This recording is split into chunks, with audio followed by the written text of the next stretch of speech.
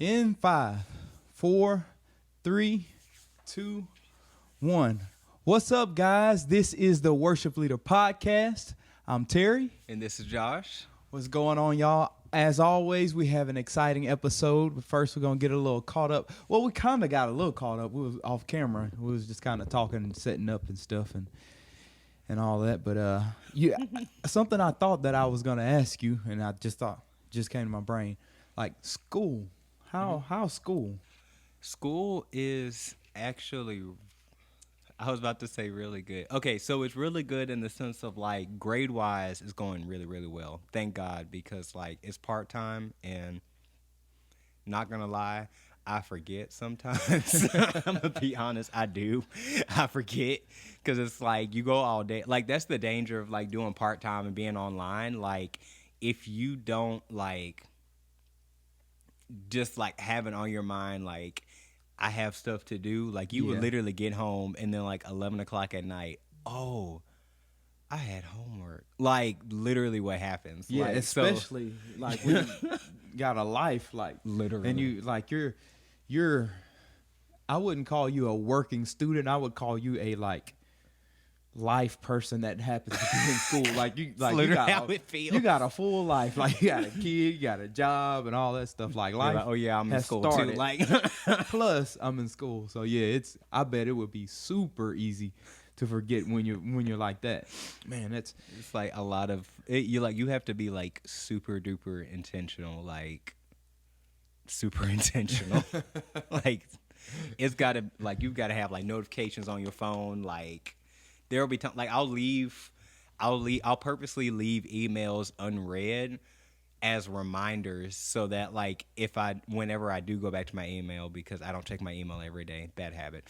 I don't check my email every day, but when I do go to my email, it'll be like, oh yeah, I need to email about that, or oh yeah, I need to do that assignment, or oh yeah, I probably should do that. But like I have like a working routine now of just like, okay, I have a couple of rest days and then like I get back to it. Like every day I need to be doing something. Uh-huh. And since I'm doing part-time, it's not bad. Really, it's just like the struggle is in just keeping to the intention of like doing stuff. So it's not like Sunday night and I'm at the laptop just everybody be quiet, I'm working. Like, stressed out to the max. Yeah, I bet like, and I'm procrastination McGee. Like that would probably be me. Like Sunday night trying to like. I guess it just depends. Like school, I don't know. It's like if something's expected of like work and stuff, I can be on top of my game for that. And if it's stuff I really love, I can be on top of my game. But I don't really love school. Like it's a means to an end, I guess. I like to learn, but I don't like school. So I don't know. I would probably be like that. Now I was thinking while you were talking, this is completely like different but kind of the same. You said on your calendar. Mm-hmm. And something you were saying one time when we were talking about scheduling when we were gonna shoot the podcast. And you said, "Well, let me check the calendar because you and Waukesha have a joint calendar. Like y'all input things into the calendar. Yes. Like that's a great idea. That's like amazing. I literally put a ton of stuff on the calendar. Like it's not even. I put my work schedule on there. I don't necessarily put like my school stuff because that one's more like. I mean, my stuff is normally due on Sunday, so it's like that one more goes in like my reminder stuff. But like. If I'm meeting somebody for lunch, if I'm, I don't know, going to hang out with somebody, which it sounds like super duper like OCD or something like that, but like I get it. It helps so much because it's like, oh wait, I know what they're doing. Like I'm not gonna call them right now because like I know, oh they're going out to eat or oh they're at work right now. Yeah. Like now my wife doesn't necessarily do it to like. That extent to where like she's playing like oh I'm going out to eat this person or whatever, not necessarily to that degree. I do that because one, it helps me stay organized, to be honest, and then two, it helps her like keep up with like all of I guess like where I'm at. You got ministry, you got friends and work and like literally, like I put music practices on there. Yeah. I try to put as much stuff as I need to put on there. Yeah. Like I'm putting on there because it's just like, and if I don't, what's most likely gonna happen is not necessarily that I'll forget, but I'll forget to tell her. Oh yeah, yeah. Because like in my mind, like I just know like this is what I have to do today, and so then it comes like 3:00, and she's like text me about something. Or it'll just be like, hey, like, can you watch Gigi or something like that? And I'm just like, I got stuff I got to do. It's just like. I know with me, it would probably be like, I am trash on the double book. Like, I will double book like crazy. I'll tell somebody, oh, yeah, I'm good for that day, that time. Completely forget and double Gotta book. be Like across that town at the same time. Yeah. Yeah, that is me. Like, I tell somebody something and whoop. So I need to implement that somehow. I think me and Trisha are more like, because we work together and stuff. We're more aware of what's going on with each And other, honestly, just because we're around each other a ton. And that makes it, I feel like it makes it easier because it's just like you're constant, like you have more opportunity, like there's more times that make sense for you to talk about your work schedule. Like you don't just like come home to your spouse and just be like, hey, I'm home. How was your day? Oh, I go to work tomorrow at like 8:00 and I don't get off till 4. Like, how do you work that into a conversation? It doesn't make sense. Like, I don't know. Or you could, I mean, I guess there's a lot of different ways you could do it. Like you could post a calendar on the fridge and hope that someone remembers to check that. I know I'm not going to do that because it could literally be right in front of my face and I'll just be like, you never told me. You just point to the calendar and you be like, oh, yeah, that. You're like, did you put it on the calendar? What calendar? Yeah, I would be a double book like crazy, but oh my God. I have to try to implement that some with Trisha. Another thing me and you were talking about, and we won't get into detail on it, but just people can be crazy sometimes. Y'all. People can be crazy sometimes. Y'all. I love people, that Jonathan McReynolds song. People, you said you could heal me from anything. Y'all. But did you mean people? Y'all. That's crazy. Yeah. So yeah, no, never Pulls mind. out counselor couch. I'm not going Pulls out counselor couch. into detail on anything because we want to keep this stuff anonymous. It can't be too anonymous when you start telling stories and stuff. Have people writing in. Right in. I know you were talking about me. I'm not talking about you. I'm not gonna talk about anybody. I'm not gonna talk about anything. Oh my gosh. If it's just okay. So it's just funny because it's just like, okay, so it's just, I feel like everybody has like just, when you say like people, everybody has at least that one person that they're just like, we love them. Like, yeah, we love them, but it is just, I don't know, it is crazy, but it's just, oh gosh, how do you put the words of just like, there sometimes you just have those groups of people that are just kind of like, they just take a little extra love. There we go. Yeah, a little extra love. Oh, you remember we did it was a would you rather, and we talked about, would you rather hang out with a bragger or a complainer? Yes. I met somebody the other day, a couple of days ago, that were both. No. They were both. No. It was and here's the thing. How is that possible? This person was like in their 70s. Oh. So usually by then that's an odd. You don't ever find people that, I know, because usually my wife was like, usually by that age you learn, like it's like, I don't need to be like this. Once you hit that, it's like everything just kind of, it's weird. It's like ironing. It just evens out.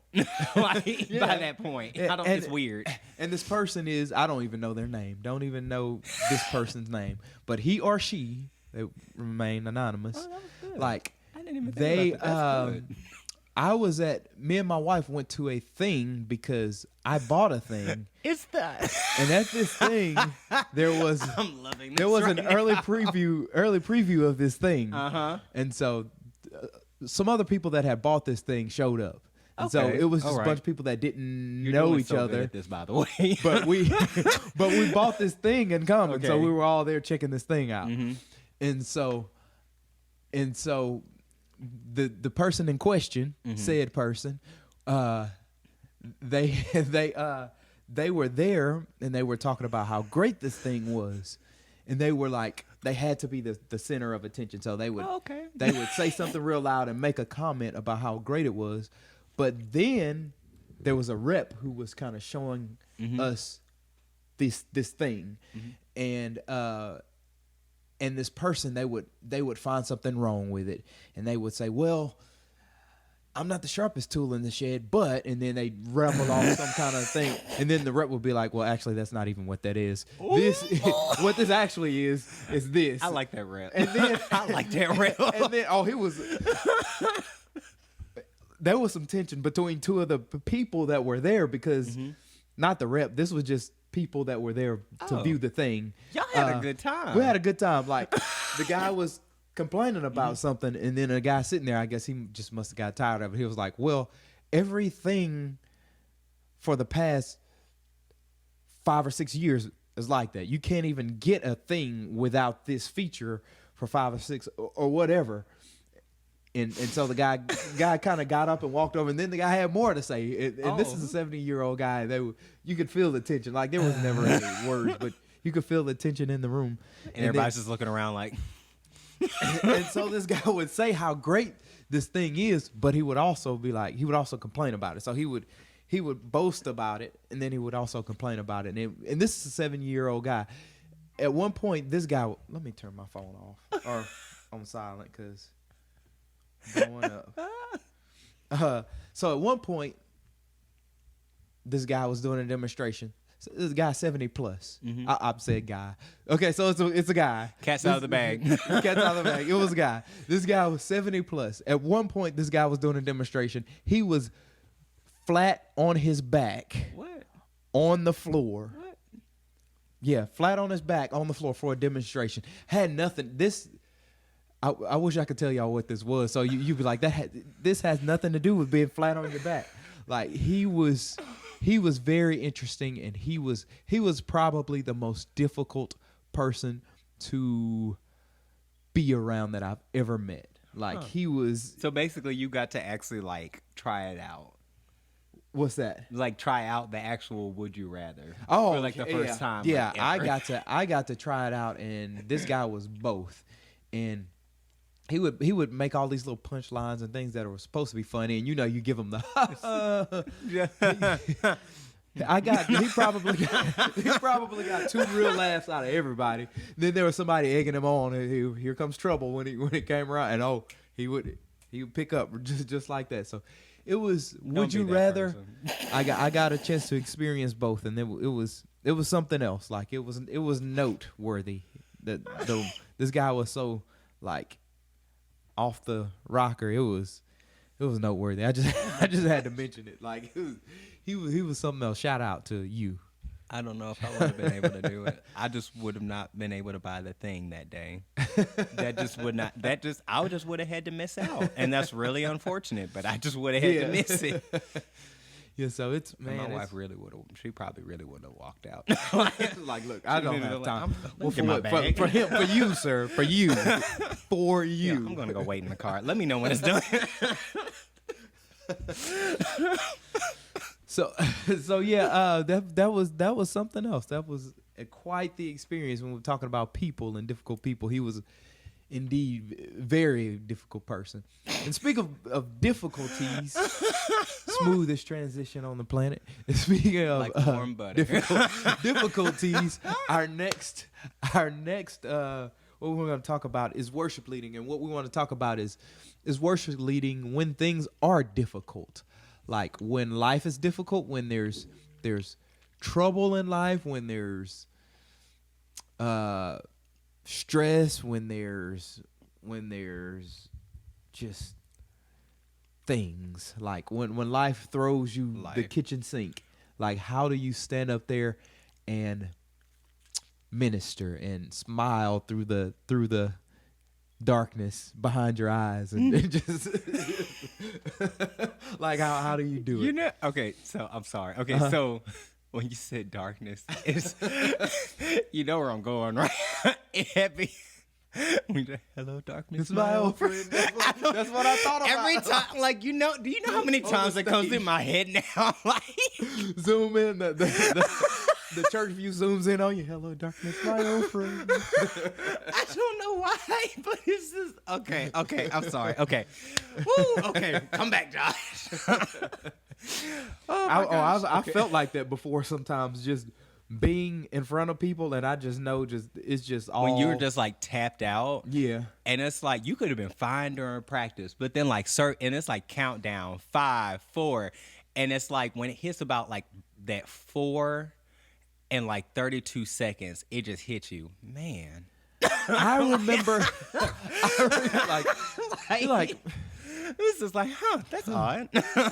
Church start the countdown's over. You're still. Josh. And it's just like, well, this is peculiar. I tell you, like I've mentioned this before on this podcast, but coming up, I was like very insecure and stuff. And at one point, this was years and years and years ago. I was singing with it was me and another person singing. Mm-hmm. And it was just us singing with just guitars, and this was the time when I was figuring out if I was enough to do this, and if my talents were enough to do this, and I questioned a lot of that, and so I think some things were said, and some slights were slighted and all that kind of stuff. That. And I remember we love that. I remember finishing singing, getting off the stage, walking straight out the door, like straight out the door and going home. Like I've done that. That's the only time I've ever done that. On the inside, I was, and it wasn't because I was mad. I was like dealing with like ministry, like, am I gonna do this? Like, I'm not gonna know. Obviously, I can't do this, and like, I feel like the person got it because they called me afterward. And they were like, oh man, I was praying in the spirit. No, you picked up on what I was putting down because you was acting crazy. That wasn't the spirit. That was perception. That was perception. And so. They called me, and I was just praying, and I feel like, are you okay? I just wanted to, and things got better, and things whatever, and praise. It was, but that was probably the most major issue where I was actively like fighting something, because it was, I guess it had always kind of piled up. Just I think that's what a lot of people do when they start out in ministry, or when they start out in anything, especially when you start doing it at a level to where things are dependent upon you. Mm-hmm. And of course, I was, like I said, I came up with some low self-esteem and all that stuff. It's just crazy, and all that thrown together, I was just like, I had enough, and I finished that little song. I walked right off that stage and turned right out the door. Didn't try to hide it or anything. I was like, peace, deuces, y'all. I'll catch y'all on the next one. And so yeah, like, I guess that's kind of an extreme story, but honestly though, I was watching this video. There was this video, a worship lead video, where the guy was leading worship and the ladies were behind him. It was a guy, he was probably closer to our age, and the ladies were like 50s plus or whatever, and it was all ladies behind him. He was singing, and somebody was on the wrong part, and he turned around. He was like, "Sing now," and she proceeded to walk off of the stage on the mid song. She walked off. She was like, "I know you did not." and walked off the stage. I was like, man, that is, woo, that's some crazy. I guess she was just like, it will be the last time. This is the last time. This is the last time. The last. You will never time. do this again. But yeah. Back on the subject, doing this, like worship leading when times are tough. I guess the way I made it through that was consistency. Like I can't, like prayer helps. Prayer always helps, and prayer is something we do, and prayer is one of the things that I feel like, I don't know, I kind of feel like people already know prayer. Mm-hmm. Like if I tell you, oh, you just pray, yeah. You're like, duh, I've been doing that. Like, give me something else. Like I pray. So anytime I go on to something practical and I don't mention prayer, it's because I figure prayer is a given. We're all praying, okay? So prayer, of course. But I think the way that I made it through that was just consistency and showing up. Like even though a lot of the times, like I remember during that phase, and this is just one of the things. There's a lot of different things that you could be talking about, but this is just insecurity and stuff. I remember there would be days to where I would lead a song and then go on a car ride with one of my best friends at the time and be like, what was that? Like how that's it. That's my last time. I'm not doing it anymore. Blah, blah, blah, blah, blah. And I think just making it through that was consistency, just showing up for the ministry, even though I felt like at the time, like I wasn't enough for that ministry, but I showed up because, I mean, obviously the people around me felt like it because I was placed in certain places. I was given certain things to do. And to lead songs and that kind of stuff.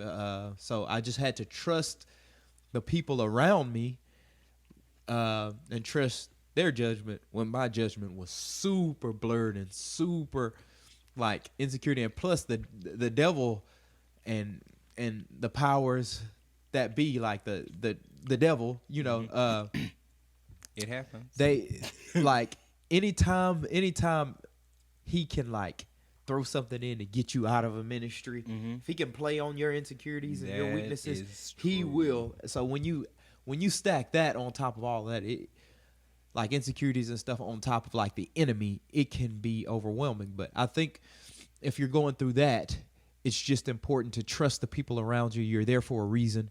Trust their judgment, because if you're in that situation, your judgment really can't be trusted at the time. Honestly, it really can't be trusted at the time. It's like super skewed. Not in that realm. I mean, it could be trusted outside of that, but within ministry, it's probably not best for you to trust your own judgment and to just show up and to be consistent. And that's how I made it through that. Mm-hmm. Through that, that was a very hard time in ministry for me, and that's how I made it through that. And there's all types of things. There's other people, like betrayal from people. There's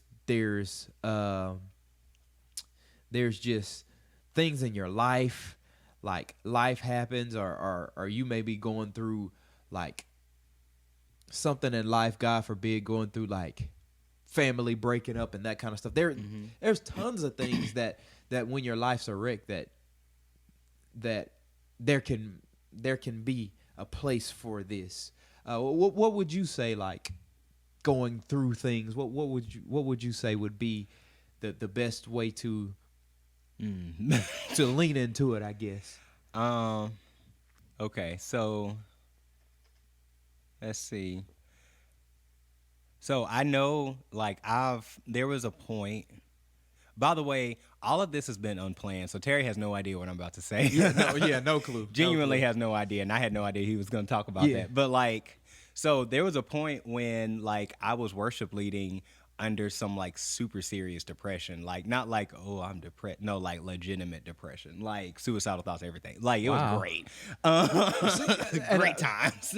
I'm sorry, I don't want to cut you off, but when me and Josh were talking, I was saying, man, we were talking about just life and crazy people, and and he was talking about a time in his life where things were crazy, and I was like, you know what, you hit it well. And I was like, he was like, yeah, I guess so, I guess so. I don't know, I don't feel like I do, but apparently I do. And I mean, I guess it's like when I was scheduled, like Terry was saying, I mean, like I showed up, and it's crazy. I wouldn't fake it. Like when I was worshiping, like it was real. It just, even though I was in like that extremely dark place, and I was in a bad place mentally, emotionally, like terrible.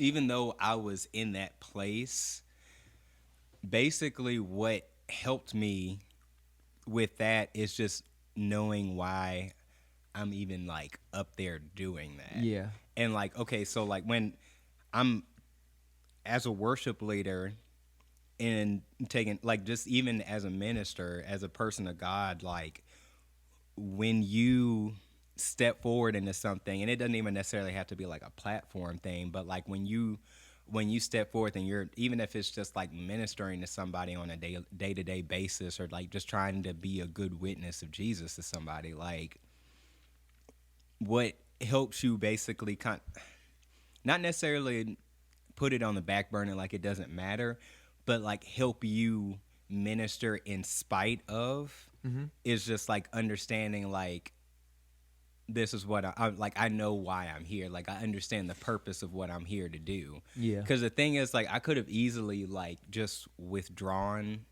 just completely like entirely from everything, and just like went to my turtle shell, because I know how to do that amazingly. I know how to do that. Put out your little do not disturb sign. Literally, like draw the blinds. Back to 15 minutes, but don't come back. 15 minutes, 15 weeks. Like I know how to do it. Like, but instead of like doing that, just still like showing up to the Wednesdays and coming on Sunday, like whenever I'm scheduled and stuff like that, and just saying, I know I'm here. I know I'm here for a purpose, and even though I'm in this extremely dark place, and quite frankly, I don't see myself getting out, because I know like sometimes it's easier to do it when you're just like, okay, I see a light at the end of the tunnel. There was no light at the end of the tunnel that I saw. Like I was just in it. But like even in the midst of that, like being able to just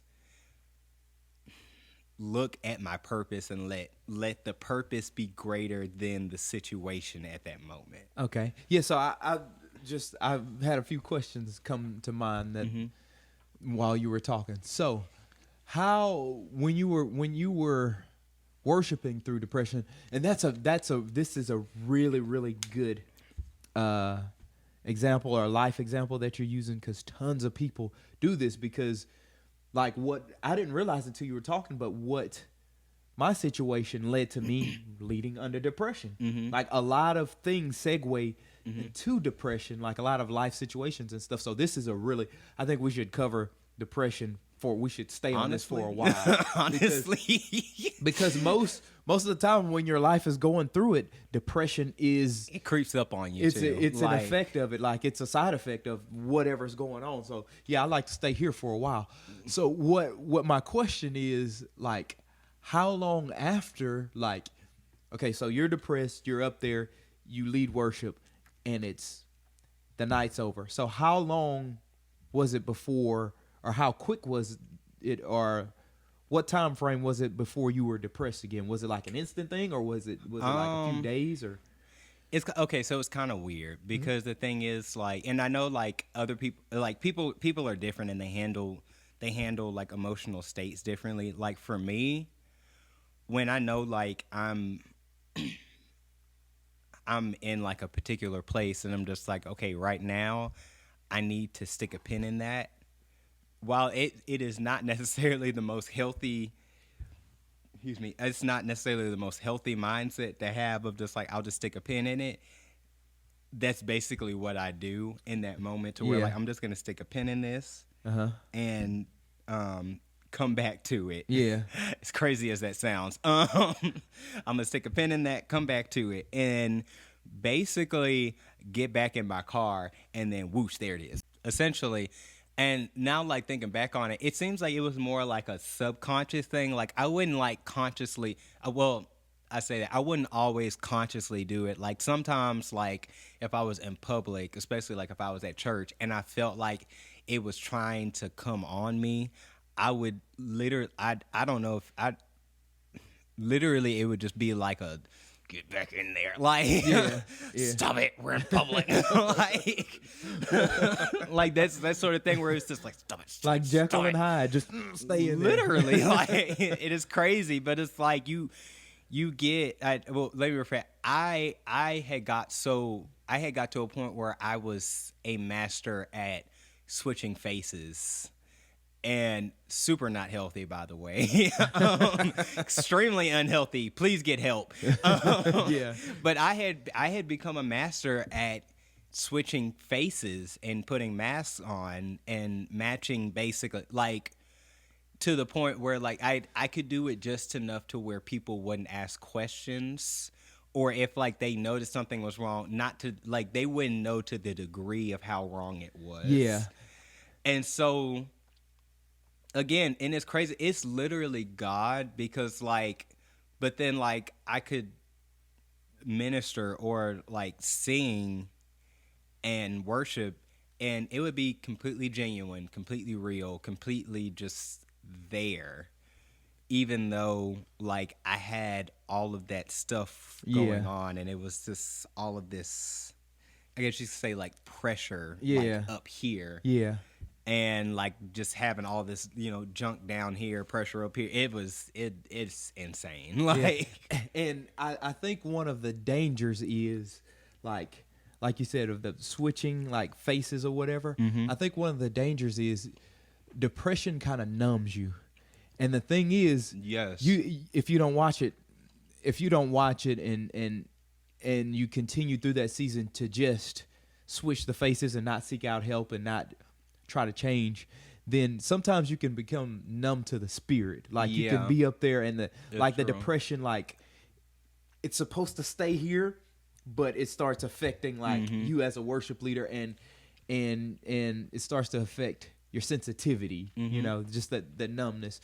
And another thing another point I wanted to hit was, like, one of the great things about being a worship leader and worshiping through it is it helps. Like, those moments, the truth. Those moments of worship, it kind of, like, all of the depression and all of the things, they kind of fade. They kind of fade to the background, and you realize, when you come before God, He's so big and He's so massive and He's so great that the depression takes a very small back seat, to the awesomeness and the greatness of God.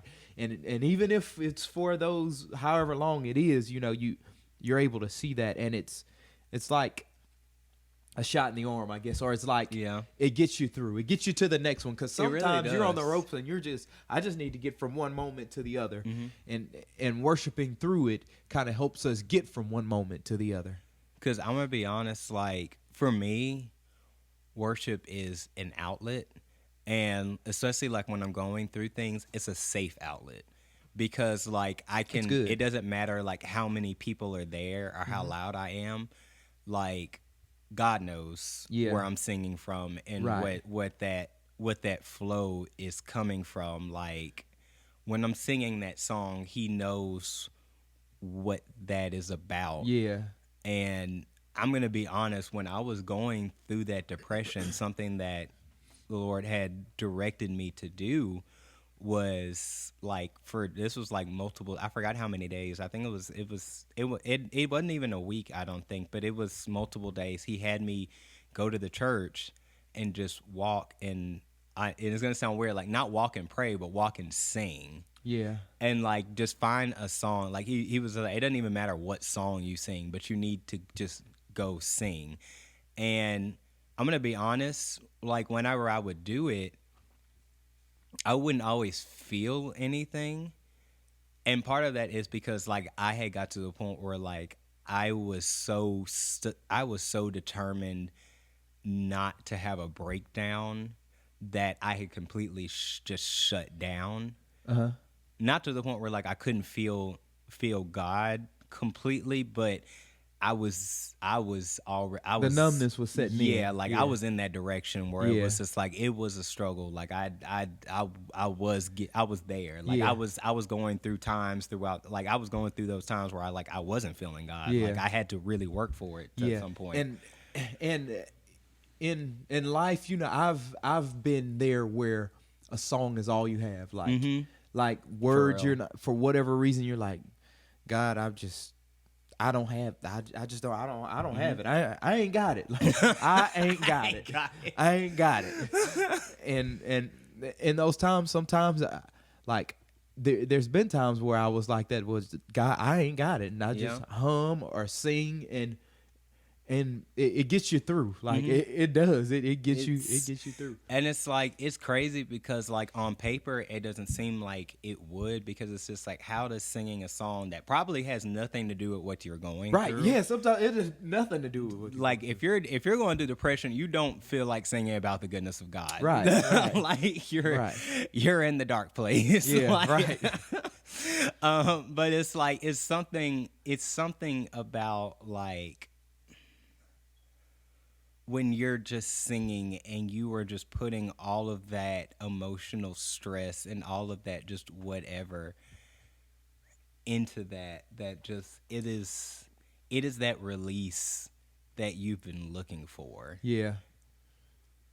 And it's weird because it's weird to describe, but it's just like when you finally get to that point of expression of what you're just needing to get out. Right. It's like it's a breakthrough. Like you have to work for it and bam, you break through it, or you pray through it. Yeah. Pray through. Honestly. That's what it pray through. Yeah. Honestly. Yeah. You pray through to it. Like and it just, things just open up at that point. It's amazing how, you know, I'm just amazed at how like you could be going through something that's so serious, and that's like it's serious enough to throw your body out of balance. Like you're throwing out extra, I'm getting nerdy here, you're throwing out extra cortisol because you're stressed and your heart rate's up, and like physiologically you're changing, your pupils are dilated, your heart rate has been up for a while, and so you're stressed out and you're tired, and all of these things that come along with stress and depression, that you can get in the presence of God, or you can sing a song, and something that's very spiritual can have like a physiological effect on you. Like it God presence comes and it settles all of the things, all of the increased heart rate or whatever it is. Like that's an amazing thing to me. Like that getting in God's presence does that for us in those times. And honestly, like what's coming to mind is like this, that like there's a scripture that says like a peace that goes beyond all understanding.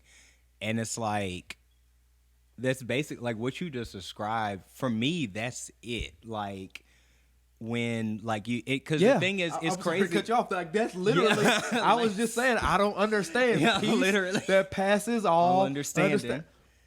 Like I might have to like put in a head blow up emoji for this. That was a very good point. Like that just brought that to real life for me. Like peace that passes all understanding. Because it's just like, and it's not even, because the thing is, it's just like people who are in worship ministry especially understand this. Like, it's not that it gives you the answer, but and it's weird. It doesn't give you the answer to the situation, but it gives you the answer to where you're at. Right, yeah. And I don't like. I hope that makes sense. But it's like gems and diamonds and nuggets. Josh dropping. Josh can't. He can't. He didn't come to play around today. I'm telling you. Oh my gosh, y'all! Man. It's like I don't know. It's crazy because it's just like, and I mean, I'm talking about like even on like Wednesdays where it's just like you just felt like this stuff from the day. Yeah. And then like you're not even in service yet, but then like you just have practice, and practice just gets good for you, and all of a sudden like literally you have forgotten all of the stupid stuff that happened to you for the day. Yeah. From practice. Right. Like, and I've experienced, I'm like looking at you saying right, but shaking my head. No, but that's one of them right. Like, because I felt it like, because I've been through that. Like, you saying it's, you going through it in practice just. Like it's like I've walked that road before. That's amazing. And it's such a great thing. Like just, if we just persevere through and we just if we're faithful to God, He'll be faithful to us. All we have to do is be faithful, show up, even though you don't feel like it, even though it's hard. Your brain. If you're faithful to God and you show up, He will be faithful to you, that is so and true. He will show up in your life. Don't feel like you have to go in your hidey hole. And this is so funny coming from me because that used to be like my go-to thing. Like I had a hole that I would go into. Yeah. And no one could reach me. Like that was it. And but that like it feels like it's helping, but all you're doing is numbing a broken arm. Right. Like right. Exactly. And it's like it feels better in the moment. But essentially what's going to start happening is your arm is going to heal incorrectly. Right, yeah. And now you're going to be deformed. Yeah, like, right. So exactly. It's better to just, and it's going to hurt. Like, I'm not saying that it's easy because the thing is like sometimes it's going to be you driving to the church for practice or for service, and you are bawling your eyes out because you are going through it just that rough, or you just had a fight or whatever, or you just lost somebody. But just getting into the presence of God, like Terry was talking about, of just showing up and being faithful, even when your life is just chaos, it does something. Because the thing is, like, God doesn't just leave you stuck in that. Like, He's gonna meet you where you're at. But on the other side of that, like, you have to be willing and open to let Him meet you where you're at. Right, too. exactly. Like, don't show up to church or to, like, service or practice like stonewalled, because it's like, because I mean, like, if you will open, and I'm not saying like you got to come to practice and like have like the whole like spiel to everybody whenever they're just like, everybody have a prayer request, and here you go, like 30 minutes into like your entire situation. Everybody's just like, my gosh, I mean, we need to have we're not even having practice no more. Boy, come sit in this chair. Everybody get around that old school stuff. We're gonna pray till the glory come down. 10 hours later. I know. Somebody laid out in the chair on the other side of the room. Like, I mean, like, I'm not saying you necessarily have to do that, but it's just like, if you will just come and just be open to God, like, hitting you in the heart, essentially. Right, not just touch. Right. Don't just get touched. Get hit. Like, right. Yeah. Get hit in your heart, and just let them do it. Because you can. That's a good point. Because you can get a touch, and it kind of smooths over, and you get that. You get that. You feel God's presence, and you get a touch, and you can get by on it. You can be like, oh, okay, this is better. But like you say, get hit. Like, don't just get touched. Like, get hit. It's like a word. Dropping the bottle. Y'all. Yeah, that's good. That's good stuff, Josh. It is. And I'm just like, okay, so for me, it's crazy, but like, worship leading is meant to be not just expressive, but also be like a point of vulnerability. Right. Where it's just like, where you're singing, and like it's gotta be like more than a song. Like this, you gotta let that song take you somewhere. Exactly. Where it's just like, man, like, God, if you don't do it, like, it's not going to get done. If you don't heal me, I'm not going to be healed. Yeah. Like, if you don't bring me out of this, I'm not coming out. Like, I'm in a hole. I need your help. Like, you got it. Music is a way to do that. Like, yeah. That reminded me of a song, Erica Campbell. It's called "Help." Yes. Yeah. And Lecrae had a verse on it, and he said something like something to the effect of like, if you don't show up, then I don't make it. Like it's like if you're not here, I don't make it. Like that's my only option. Like it's for you to show up in my life, and if you don't, I don't make it. Literally. Like it's and when you get to that point and that vulnerability and you're able to, and I'm gonna be a little transparent. Like for me, that I struggle to get to that place. And I'll tell you why. Because I like calculations and I like numbers and I like to be in control. I like to have the answer.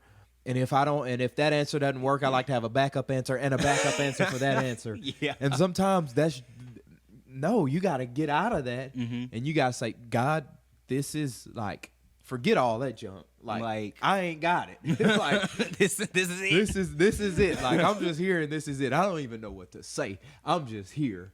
Like I've been there in my life, like to where it's like I don't have it to say. I'm just gonna show up and I'm just gonna be here and you just gonna have to take over because I don't even know which direction to go to even start.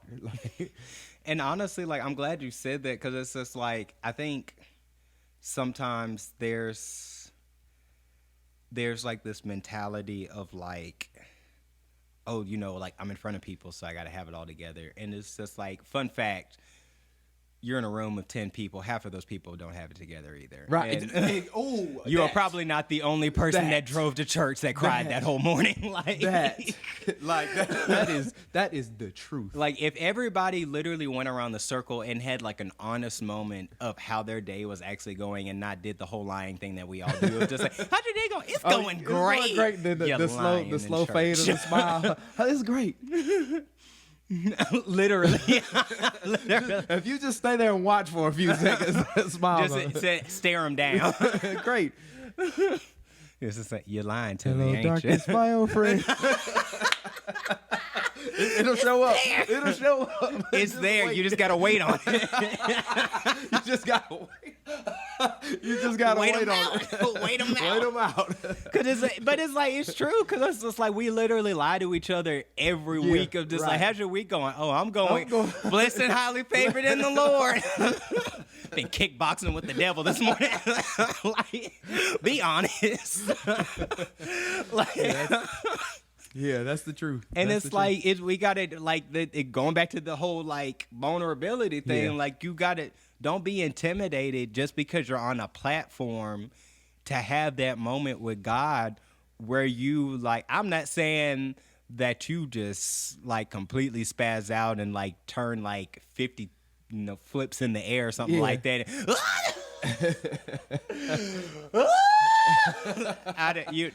I mean, hey, if you do that and you get your breakthrough, do it. The congregation's going with you.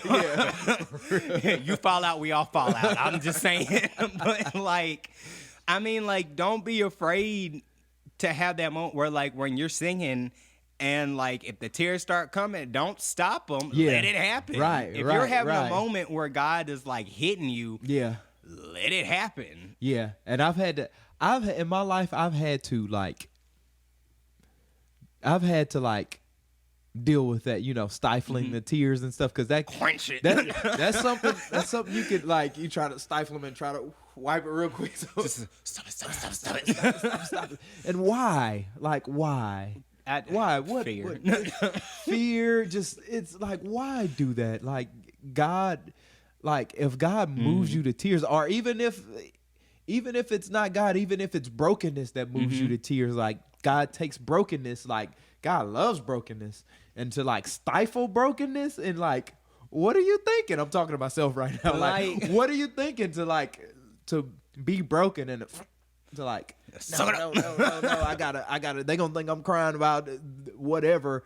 It's all about. Well, for me, a lot of the times it's about what others think. Like, I think it's like that for a lot of people. Honestly, because when you in your room by yourself, oh God, you can whatever. But when there's people around and there's perception and there's a possibility for somebody to think of you in a certain way, we'll shut it down quick. And it's like, why? That's the opposite of what God wants. He tells us he wants our brokenness.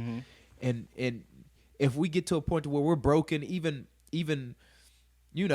before we get in God's presence, we're just broken at the thought of our situation.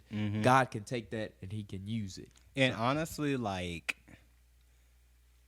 and it's weird because we don't hear this a whole lot, but it's like God wants our brokenness, but believe it or not, your local church body, and honestly just the body in general, wants your brokenness also. Yes. Because it's just like, I don't know, it's weird. Like, it's something about like when you see the soloist, like especially like when you see a soloist, like they're just like singing and all of a sudden it's just like they just have like that breaking moment where it's just like, I can't even sing anymore. That does something. It does. Like, that is spiritual. Like there's a lot of people waiting on a breakthrough in the congregation. There's people waiting on a breakthrough, and when you as a leader break through, that does something in the spirit. It does something in the spirit. Part. It does something in the realm we cannot see, and people begin to get breakthroughs because we ourselves were broken. And we stepped out, and God calls us to be a leader. And if we step out and we are broken first, it does something. I'm saying it like it's a matter of fact because I feel like it's a matter of fact. Yeah. That when it does something in the spirit, when we embrace brokenness. Honestly, I completely agree. I completely agree. And I'm just like, I genuinely hate crying, and even more so in front of people. I'm just like, this is stupid. Like, crying got me up here crying and stuff. Stop it. Like, but it's just, it's something, and I know I say that, but it's just like when I know for me when I have those times when I see somebody having that moment, whenever, like, it's just like I'm watching, like I'm looking at the platform and I see them and like I hear them and like they just have that moment of just like just something where it's just like, and it's just like all of a sudden it brings something out of me too, of just like, oh yeah, like whoa, wait, yeah, like I need to get something too, and it's like, and like you said, like it's something spiritual about it. Yeah. And I know, like, there's this fear of just like, I don't want them thinking I'm a crybaby. Well, they'll be fine, and you'll be fine too. Right, exactly. They're not thinking about that anyway, and they're not like, if somebody thinks that because you cry or you're broken, then I don't even know what to say about that person. Just like maybe they need to go cry too. I'm just saying they need to go cry a lot. Like because it's just, we got to get over that fear of vulnerability about stuff, because it's just like people are hurting, especially now. Like people are hurting, people are grieving. And worship ministry is one of those ministries where we are able to take all of that junk that we have and just offer it back to God and praise and worship and just, and it's like, it's not the only ministry. It's just, it lends itself to it. Like, and people sometimes forget where it's just like, oh, I'm the worship leader, I'm on the praise team, like I got to be happy, I got to be jolly, I got to suck it up. No, it's okay. Like if you are or if you're in a season of brokenness, if you're in a season of depression, if you're struggling with anxiety, if you're just going through stuff, channel it through your worship. Right. It's an outlet.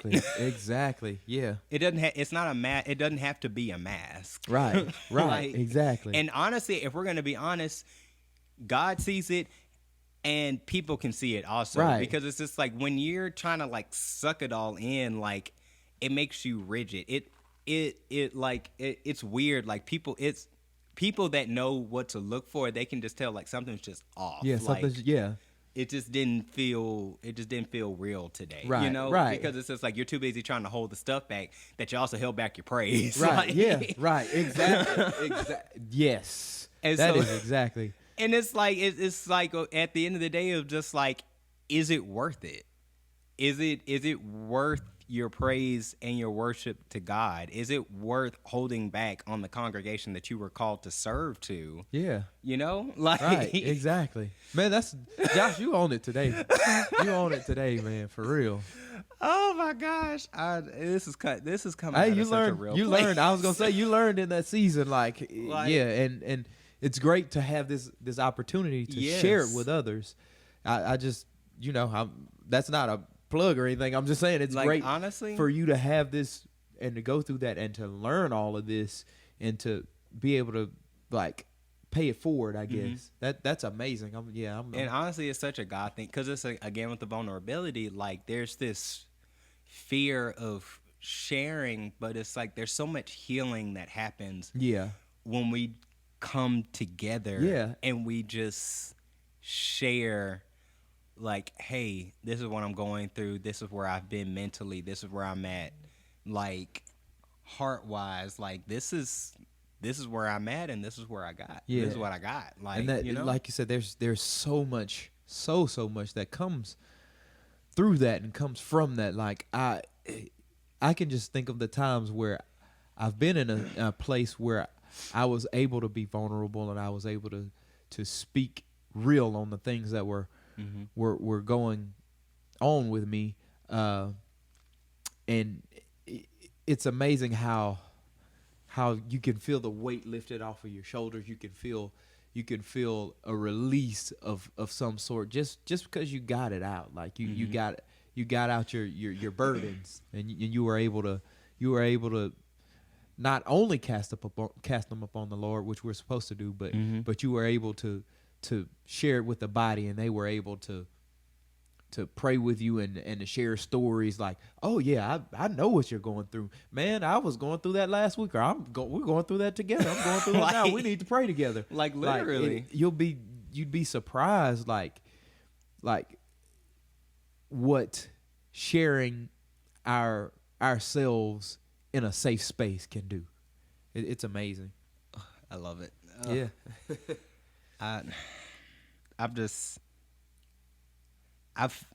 I've been, and it's crazy, like not just because I mean I've been in a lot of good services, but it's crazy how we can be in a music practice and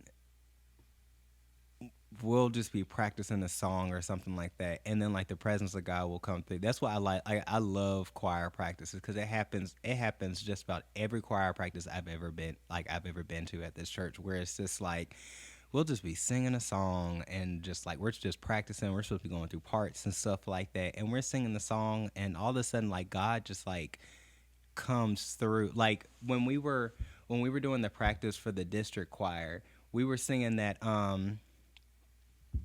it was that Benita Jones song. I love you, Jesus. No, the you are everything to me. Oh yeah, that one. We were literally we hadn't even got through halfway through the practice.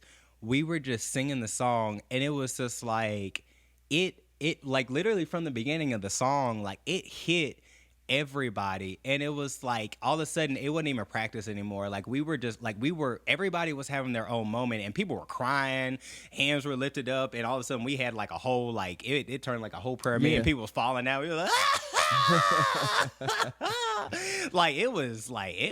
like, and then we had to like finish out the night after, because like that was like a almost like 30-minute thing practically. Like we had to take a break and everything. Like we was gone. And it was off of just a practice. Yeah. But it was because like I feel like that happened because like people came there with like an openness. Like it wasn't like this planned thing of just like I'm finna have me a move of God at this practice tonight. Right. Like no, people were coming. It's just like, oh, it's finna be a long night. Like it was finna be a long night. Back to lunch. But it's like it was a long practice. We had like more than 12 songs we had to practice, and like it was more than 12 because we had like 4 nights Yeah, worth 4 of nights music, worth to, of go music through. to go through. Yeah. So Yeah, it was. and then like it, and I think we were only on like maybe the 4th song. Yeah. Maybe Yeah, the 4th song. And all of a sudden it just whoosh, and like we hadn't even got through. It was like the beginning of the song, and like we just hit the chorus, and that's when I for me, like I feel like that's when it happened, where it was just like, ugh.